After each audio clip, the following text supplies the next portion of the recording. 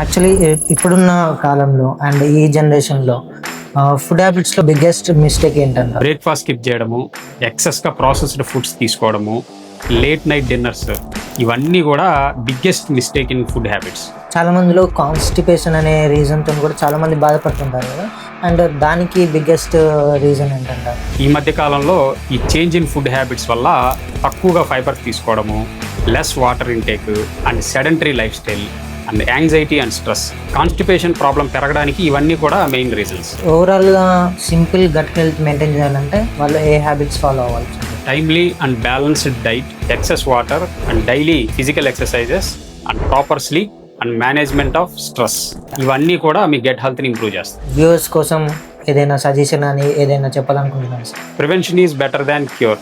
మీ lifestyle, మీ food హ్యాబిట్సే మీ ఫ్యూచర్ హెల్త్ని డిసైడ్ చేస్తాయి. Balanced diet and proper physical ఎక్సర్సైజ్తో పాటు ఏదైనా సిమ్టమ్స్ వచ్చినప్పుడు సెల్ఫ్ మెడికేట్ చేసుకోకుండా ప్రాపర్గా ఎవాల్యుయేట్ చేయించుకోండి.